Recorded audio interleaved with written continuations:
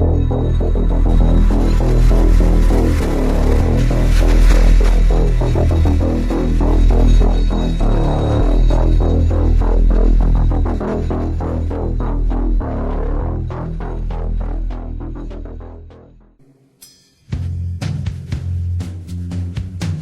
name is Nassim Saabs. Let me ask you a question. Has anything ever happened to you that you couldn't explain? That made you feel sort of foolish when you tried to tell somebody about it?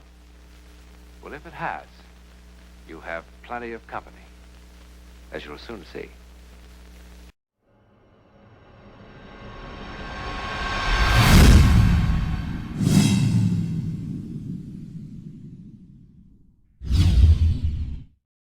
And hello, everybody. Welcome to the show. I'm Sherry Schreiner. Was just looking over this news for the day. Apparently, President Trump is moving the United States Embassy from Tel Aviv to Jerusalem and recognizing Jerusalem as the capital of Israel. Well, isn't that kind of funny? Not that most Americans probably don't even know Jerusalem is not the capital of Israel, so that most of them will just mindlessly go along with it. But Tel Aviv has been the long-standing capital, so it's kind of funny.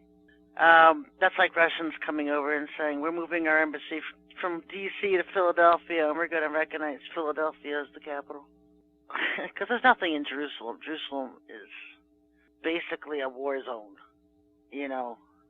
Tel Aviv is where the government is, where the universities are, and Jerusalem is not the major focus over in Israel. If you live in Israel, it's Tel Aviv. And so we know it's going to set up for Israel over there because Bible prophecy demands it. Jerusalem is going to be the center of focus and attention in the last days, and so why wouldn't it be recognized as the capital of Israel? And so I bet if you asked most Americans, they probably wouldn't even know that Jerusalem's not the capital of Israel. And of course, Netanyahu's just going along with whatever. He may have something to say later. I don't know. Maybe I'm wrong. Maybe Jerusalem is the capital. But when you think about it, there's nothing in Jerusalem. It's always been Tel Aviv, and I find it interesting that this is how twisted the libtards have everything in this whole New World Order scenario. Because, okay, let's get this straight. The Vatican owns the deed of the land that the Israel Knesset, like their White House and Congress, sits on. But the buildings are owned by the Russians who lease it to the Jewish people. It couldn't get any crazier. This is how they do stuff. Well, it's either the Vatican owns the land or the Russians do. But the Israelis do not. They do not own the land that their own Knesset sits on.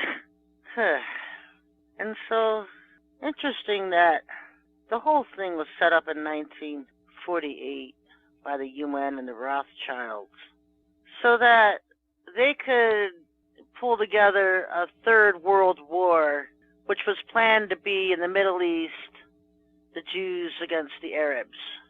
And this is all their scripting. This is what was on their little Masonic script, a third world war between the Jews and the Arabs. And the churches say, amen, the Lord's calling his people back to Israel. No, he isn't. No, he doesn't. He calls them back when he arrives after the second coming of Christ. That whole 1948 stuff was the Rothschilds and the Satanists, and you won't even find Lucifer in the Middle East. The place is a dump. No offense to people who live in the Middle East, but it is a hellhole over there. You've got all these Arabs, whatevers. They're not even the original Arabs that occupied the Middle East back in the day. They're not Ishmael's kids. No one knows who and what they are. Muhammad was a demonic madman who used to roam in the deserts, and he would ride up on people and rob and kill them, and rape their toddler children. And for this, he gets messiah status amongst the Arabs. He was set up. The Vatican sent in this woman to convince him that he was a messiah. He thought he was possessed by demons. And she said, oh, no. You're a messiah. That's how the Arabs got their start. That's just Muhammad. You can't make this stuff up. And so no one's even sure what bloodline they're from, because they have watered down their DNA so bad over the years with inbreeding that it's really prevalent among all the Arabs, except for I'm going to keep Iran out of it, the other Arabs, not the Farsis. They don't even speak Arab. They speak Farsi. Saudi Arabia itself, the Arab nations over there, they have incest. When they arrange marriages, it's with cousins. They have monster DNA. I don't know what else to call it. You know, in my book, Interview with the Devil, I was talking about the Middle East with Lucifer, and it's a dog. He hates it. He even hates it there. And this is why he spends all of his time in America and Rome, because the Lord's people are not over there. They're over here. See, Israel today is fake Jews. Revelation 2:9 and 3:9 talks about the fake Jews. They call themselves Jews, and they're not. They're Khazarian Jews. They're Turkish. They're from Turkey and the Ukraine. We have fake Jews. And the whole Holocaust was about killing off the real ones in Germany. They killed off the Torah-believing and the Christian Jews so that the fake ones could dominate the whole, when they set up Israel as its own nation. It was the whole point of it. It was all planned and scripted. But they had to get rid of the real Jews so the fake ones could dominate Israel. And so they pulled off that scam of a war just so they could eliminate 7, 8, 10 million Jews so the Satanists could dominate Israel. So when the UN gave them their own land, the Satanists were in control of the fake Jews. And that's what's over there today. Fake Jews. They don't worship the Lord. They worship the Talmud and Satanism. In their Talmud, they have that Jesus is burning in hot excrement in hell, and anyone who worships him should be there with him. And for this, the Christian churches send their full support. It's maddening.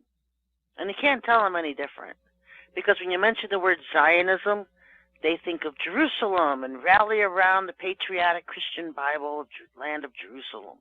You can't tell them the truth. They just keep supporting Satanists, throwing their money over to the Satanists. Kill more kids, chop them up, put them in our food supply. Keep worshiping Satan at your altars and your underground parties, raping and killing kids, putting people on the altar of Baphomet and sacrificing them. The Jews hate Christians, and they laugh that Americans support them. And rightfully so. It's ludicrous. It's ludicrous. They don't even speak a Hebrew language. They speak Hasidic. It's not a Hebrew language. It's a Turkish language. So this is what's going on, though. We're gonna make Jerusalem the center of politics, because this is where events have to go, because America is going to be destroyed. Europe's going to be under complete chaos and destruction by their own immigrants they brought in. And so they're going to make, Jerusalem is going to become the focal point, because they know that Bible prophecy reveals that the second coming of Christ will be centered in Jerusalem. And so they're going to turn it around as the focal point. See, they know Bible prophecy. The problem with them is their interpretations lack any insight. They try to make it happen themselves. Bush did that for years. It drove me nuts, drove me up a wall. They keep thinking they have to instigate Iran. It's boogeymen. Israel always needs a boogeyman so they can keep pumping weapons and money at Israel. We've pumped so much money over there. Every Israeli should be a millionaire. It's like Africa. How many billions can you pump into to save starving and naked kids? They should all be billionaires by now. Where is the money really going, folks? Where does the money really go? Because Iran doesn't care. Iran has been sitting there for centuries. If they wanted Israel, they could have marched in there in 48 or 67, just took it away from all of them. That war about Gog and Magog and Ezekiel 37 and 38, that doesn't even happen this side of the millennial reign. That doesn't happen anytime soon, and they keep trying to make it happen. It doesn't happen right now. Picture me jumping up and down. I just get so tired of it. Now, when you read Ezekiel 37 and 38, read the chapter in Revelation. I think it's chapter 20 or 21 when it talks about the end of the 1,000-year millennial reign. Then that war begins. So it doesn't happen right now while anybody's lifetime here. It does not happen.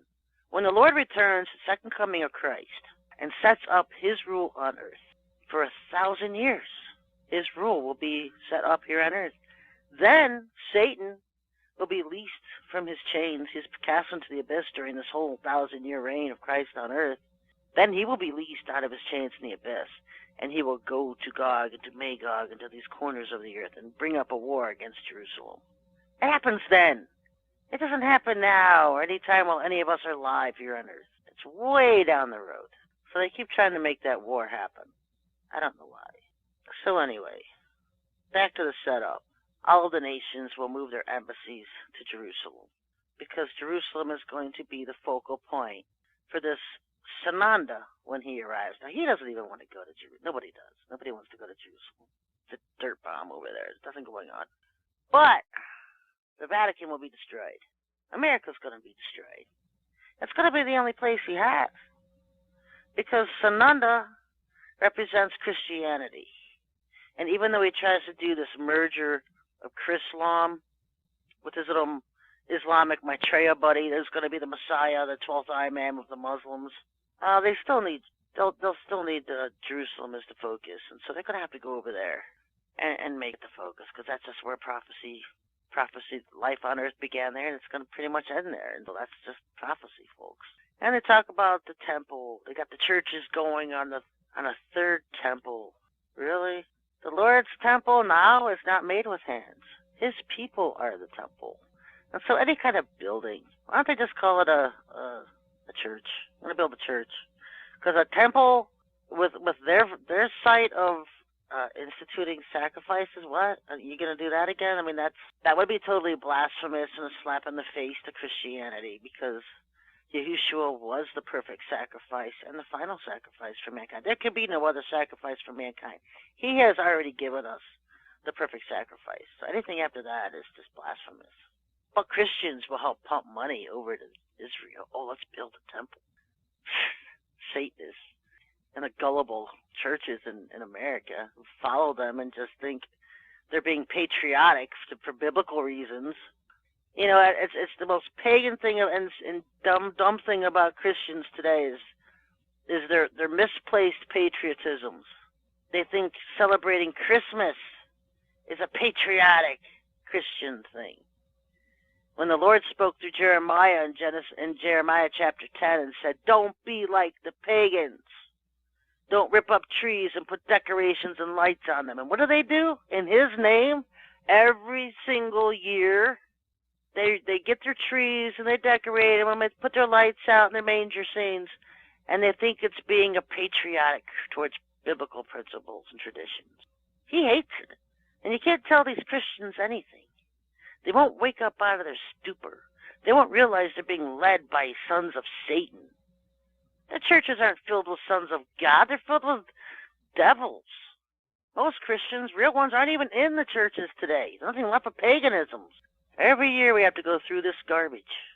Christmas. I just get so mad I can't stand it. Can't stand this month. There's nothing but pure paganism and Satanism right in your face. And Christians think they're being patriotic. Celebrating his birthday that happened 3 months earlier. Rosh Hashanah was the time he was born. When you celebrate December 25th, you're celebrating the birthday of the Sun God, which is just another name for Satan. You can't tell them that. They're just so wrapped up in their paganisms. So, it's December 6th. We're still waiting for things to start happening, if they're going to pull off their event at the end of the month. I was in the car on the way to work, and you don't feel like you're hearing it right, you know, and I can't believe this has happened. This is something you see in a movie, and what stands out in my mind is I wanted to get to church that day.